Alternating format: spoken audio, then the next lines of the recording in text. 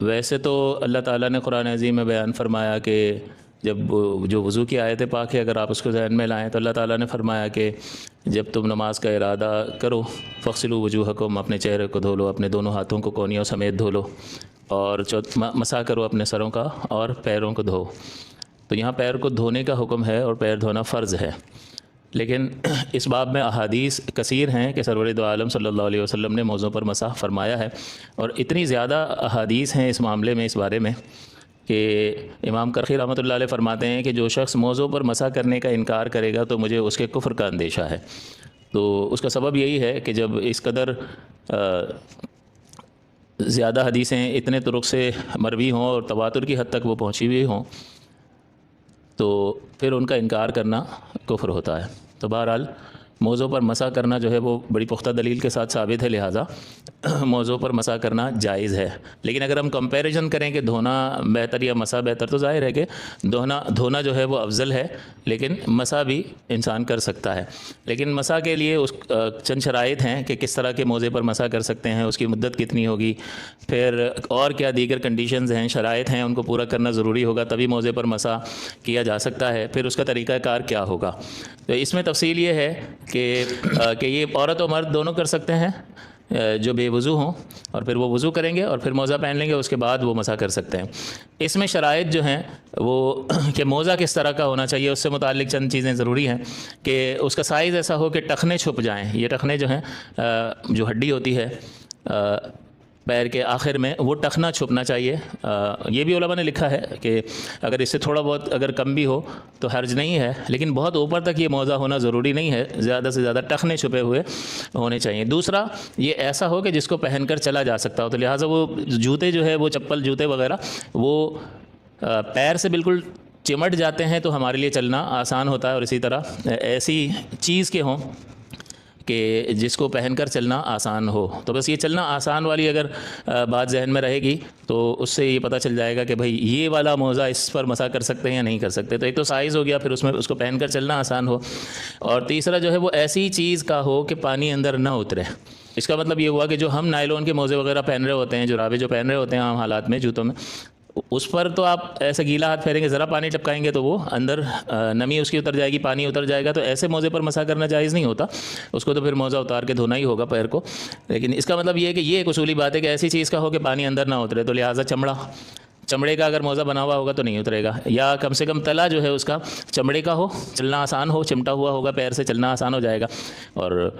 پانی صلاحیت نہیں کرے گا۔ اور اوپر کا جو ہے وہ ایسا گف کپڑے کا ہو، اتنا موٹا دویز کپڑے کا ہو، اون کا ہو کہ اس پہ پانی اگر ٹپکائیں بھی تو اندر نہ اترے، تو ایسے موزے پر بھی مسح کیا جا سکتا ہے۔ تو بعض اوقات جو ہے چمڑے کا پورا موزہ مل جاتا ہے، بعض اوقات اس طرح کے بھی ہوتے ہیں کہ اتنا گف ہوتا ہے کہ اس پر پانی ڈالا جائے تو اندر صلاحیت نہیں کرتا ہے۔ تو یہ اس طرح کا موزہ ہونا ضروری ہے، ایک تو سائز ہو گیا، اس میں چلنا آسان ہو، اور ایسی چیز کا بنا ہوا ہو کہ پانی اندر نہ اترے۔ پھر یہ جو جس کو وضو کرنا، جس کو یہ موزے پر مسح کرنا الاؤڈ ہوگا، یہ کب ہوگا کہ اس نے وضو کر کے پہنا ہو۔ ایسا نہیں ہے کہ پاؤں دھو کر پہن لیا اور پھر اس کے بعد جو ہے حدث لاحق ہوا اور اب یہ جو ہے باقی اعضاء کو دھو کر اس پہ مسح کر رہا ہے، ایسا نہیں ہے۔ پورا وضو کرے گا اور پورا وضو کرنے کے بعد یہ موزہ پہنے گا اور اس کے بعد جب یہ وضو اس کا ٹوٹے گا تو اب یہ پیروں پر دھونے کے بجائے مسح کر سکتا ہے۔ تو انیشیل اسٹیج یہ ہے کہ وضو کر کے پہنے گا، اور وضو کہہ دیا تو یہاں تیمم اگر کسی شخص نے کیا ہوا ہے اور تیمم کر کے اس نے موزہ پہن لیا ہے تو پھر پانی حاصل ہونے کی صورت میں وہ نہیں پہنے گا، وضو مسح نہیں کر سکتا، اس کو پہلے وضو کرنا ہوگا، وضو کر کے پہن لے اور اس کے بعد اگلی بار جب وضو ٹوٹے تو وہ مسح کر سکتا ہے۔ پھر پہننے سے پہلے یا بعد میں جنب نہ ہوا ہو، تو اگر پہننے سے پہلے جنب تھا تو یہاں تو وضو کر کے ہی پہننا پڑ رہا ہے، تو ظاہر ہے کہ اس حالت میں پہنے گا تو کوئی فائدہ ہی نہیں ہے، یعنی پہن تو لے گا لیکن اس پر مسح کرنے سے شریعت کا حکم پورا نہیں ہوگا، نہیں کر سکتا، وہ غسل کرے گا اور باوضو ہونے کی حالت میں وہ پہنے گا، یہ کنڈیشن پوری کرنی ہے۔ تو جنب نہ ہونے کا پتہ چل گیا، یا بعد میں اگر موزہ پہننے کے بعد اگر وہ غسل واجب ہوا ہے، وضو کر کے ہی پہنا تھا اور اس سے پہلے حالت جنابت نہیں تھی، وضو کر کے اس نے پہن لیا لیکن اس کے بعد غسل واجب ہوا اس پر، تو یہ موزے پر مسح نہیں کر سکتا ہے، اس کو اتار نہیں ہوگا اور ظاہر ہے کہ غسل پورا کرے گا اور پھر پہنے گا۔ اور باقی موزہ یہ وہاں لکھنا چاہیے تھا، اتنا پھٹا ہوا نہ ہو کہ چلنے میں 3 انگل بدن ظاہر ہو، 3 5 ہیں تو 3 اکثر ہو جائیں گی، تو اکثر ہو جاتی ہیں تو پھر کل کا حکم لگ جائے گا۔ تو اگر اتنا پھٹا ہوا، تھوڑا بہت پھٹا ہوا چل جائے گا، لیکن اتنا کہ 3 انگل بدن ظاہر نہ ہو. تو بعض اوقات 3 انگل جتنا پھٹا ہوا ہے اور وہی 3 انگلیاں باہر نکل آ رہی ہیں، جھانک رہی ہیں باہر، تو ظاہر ہے کہ پھٹا ہوا بھی اتنا ہی ہے اور اتنا ہی بدن باہر نظر آ رہا ہے. بعض اوقات جو ہے زیادہ پھٹا ہوا ہوتا ہے لیکن نظر کم آتی ہے، نکلتا کم ہے. تو یہ مقدار کو نہیں دیکھیں گے، اصل یہ ہے کہ پھٹا ہوا جو ہے الاؤڈ ہے، چل جائے گا، لیکن کتنا کہ اس میں 3 انگل بدن ظاہر نہ ہو، اتنا پھٹا ہوا چل جائے گا. تو اب یہ ساری تفصیل جب ذہن میں ہو تو آسانی ہو جاتی ہے، کیونکہ ہمارے یہاں تو اتنا نہیں ہے، کراچی وغیرہ میں ایسا موسم شدید نہیں ہوتا، لیکن ایسے مقامات ہیں جہاں پر یہ 5 بار یا 4 بار مسلسل نمازیں بھی جلدی جلدی آتی ہیں، سردیوں میں قریب وقت ہوتا ہے، تو بار بار پیر دھونا جو ہے وہ بعض اوقات شدید موسم کی وجہ سے گرم پانی ملتا بھی نہیں ہے، انتہائی ٹھنڈا پانی، تو اس سے مسائل پیدا ہوتے ہیں، لہٰذا موزوں پر مسح کی ضرورت پیش آتی ہے. تو بالکل وہ موزوں پر مسح کر سکتے ہیں. موزہ کیسا ہونا چاہیے؟ اس کا سائز ٹخنے چھپ جائیں، چلنا اس میں آسان ہو، اور ایسی چیز کا ہو کہ پانی اندر سرایت نہ کرے، اور اتنا پھٹا ہوا نہ ہو کہ چلنے میں 3 انگل بدن ظاہر ہو. یہ موزے سے متعلق ہو گیا. اور پہننے والے کا مسئلہ یہ ہے کہ وضو کر کے وہ پہنے. تو وضو کر کے اس نے پہن لیا، اب وضو ٹوٹ گیا. اب یہ وضو کرنے کے لیے بیٹھے گا تو 3 فرائض پورے کر لے گا. چہرہ دھوئے گا، دونوں ہاتھ کونیوں سمیت دھوئے گا، سر کا مسح کرے گا، اور پیر جو ہے وہ دھوئے گا نہیں، بلکہ اس پہ مسح کرنا اس کے لیے جائز ہے، وہ پیروں پر مسح کر لے گا. اب اگلا سوال یہ ہے کہ کب تک یہ کر سکتا ہے؟ تو اگر کوئی شخص مسافر نہیں ہے، مقیم ہے، تو اس کے لیے یہ مدت 1 دن اور 1 رات ہے، یعنی 1 دن 1 رات تک وہ مسح کر سکتا ہے. اور مسافر کے لیے یہ 3 دن اور 3 رات مدت ہوتی ہے. مسافر کو اور زیادہ ضرورت پڑتی رہتی ہے تو وہ بھی کر سکتا ہے، پیر نہ دھوئے اور کام چل سکتا ہے مسح کرنے کے ذریعے. مدت کب سے شروع ہوگی؟ آپ نے وضو کیا اور موزہ پہن لیا تو اس وقت سے مدت شروع ہوگی، یا وضو اس کے بعد ٹوٹے گا اس وقت سے مدت شروع ہوگی، یا وضو ٹوٹنے کے بعد جب ہم مسح کر لیں گے اس وقت سے مدت شروع ہوگی؟ یہ 3 جو ہے وہ پاسبلٹیز ہیں، احتمالات ہیں. تو اس میں مدت کی ابتدا آپ نے وضو کیا، موزہ پہن لیا، اس کے بعد جیسے ہی وضو ٹوٹے گا تو اس وقت سے یہ ٹائمنگ شروع ہوگی.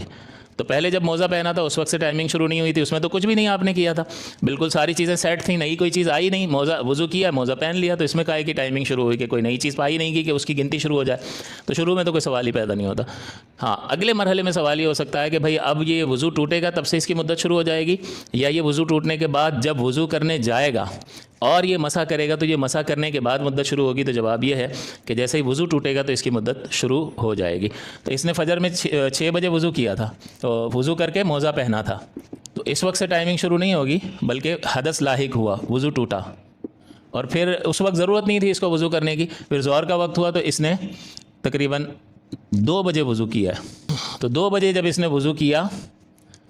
اور پیر پر مسح کر لیا، تو اب یہ سوال ہوتا ہے کہ یہاں یہ اس وقت سے ٹائمنگ شروع ہوگی، یہاں سے ٹوٹنے سے 3 دن 1 دن 1 رات مقیم کے لیے اور مسافر کے لیے 3 دن 3 رات، یا یہاں جب سے مسح کیا تب سے؟ تو یہ ہے اصل کہ جب وضو ٹوٹ جائے گا تو اس وقت سے اس کی ٹائمنگ اسٹارٹ ہو جائے گی. اس کا مطلب یہ ہوا کہ 10 بجے جب وضو ٹوٹا ہے تو اگلے دن مقیم جو ہے اگلے دن 10 بجے تک مسح کر سکتا ہے. اس کے بعد اس کو موزہ اتار کر پورا وضو کرنا ہوگا اگر وضو اس کا ٹوٹ گیا ہے تو، اور اگر ایسا نہیں ہے تو پھر وہ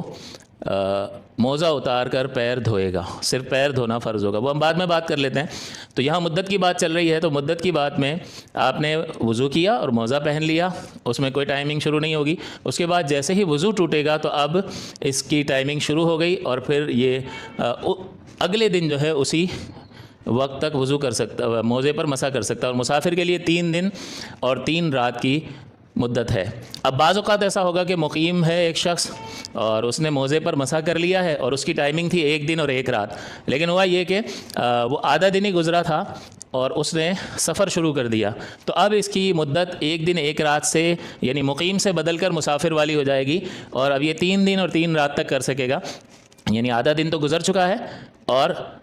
اس کے بعد 2.5 دن جو ہیں، اب آدھا دن اس کے پاس نہیں ہے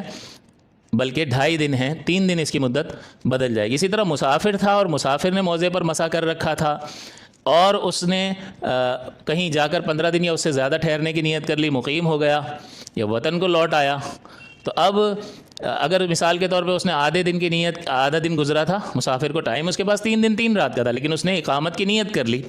تو اب وہ مقیم ہو گیا، تو اس کی مسافر والی مدت بدل کر مقیم والی بن جائے گی 1 دن اور 1 رات. تو اب آدھا دن یہ کر سکتا ہے کیونکہ اب ایک دن اور ایک رات کا ٹائم ہے، اس کا ٹائم چینج ہو جائے گا. تو مقیم اگر مسافر سفر کر لے گا تو اس کی مدت مسافر والی بن جائے گی، اور مسافر اگر مقیم بن جائے گا تو اس کی مدت تبدیل ہو کر مقیم والی بن جائے گی. اور اگر بالفرض یہ 1.5 دن کر چکا تھا یا 2 دن کر چکا تھا اور پھر اس نے اقامت کی نیت کر لی تو پھر اسی وقت ختم ہو گیا، اب تو کچھ بچا ہی نہیں ہے. تو اس کو الاؤڈ تھا وہ 3 دن تک کر سکتا تھا، اس لیے وہ کر رہا تھا، لیکن پھر اس نے 2 دن کے بعد وہیں 15 دن یا اس سے زیادہ ٹھہرنے کی جیسے ہی نیت کی تو مقیم والی مدت ہو گئی، اور وہ اب موزے پر مسح نہیں کر سکتا بلکہ موزہ اتارے گا. اور وہ وضو ٹوٹ گیا تو پورا وضو کرے گا، یا وضو نہیں ٹوٹا ہے تو اب مسح نہیں کر سکتا، موزہ اتار کر پیر دھونا فرض ہوگا. تو اب یہ اگلی بات جو آخری چیز ہے کہ اس کا طریقہ کار کیا ہوگا، کیسے کیا جائے گا موزے پر مسح. تو اس کا جو پیر کا جو ابھار ہوتا ہے، انگلیوں کے بعد جو پیر کا ابھار ہوتا ہے، اس پر سے ہاتھ کو آگے لے کر آنا ہوتا ہے، اور یہ دونوں ہاتھ ایک ساتھ لے کر آئیں گے، یعنی 2 پیروں پر 2 ہاتھ، سیدھے پیر پر سیدھا ہاتھ، الٹے پیر پر الٹا ہاتھ، یوں تری لیں گے گیلا پن، اور اس طریقے سے جیسے انگلیوں کے بعد سے جو ابھار ہوتا ہے یہاں سے لے کر تھوڑا سا اوپر تک لے آئیں گے، اوپر تک، بس بہت زیادہ اوپر تک لانے کی ضرورت نہیں ہے، یوں کر کے بس ایک بار کر لیا، یوں کر کے سائڈوں وغیرہ پہ اور نیچے مسح کرنے کی ضرورت نہیں ہے. اور حضرت علی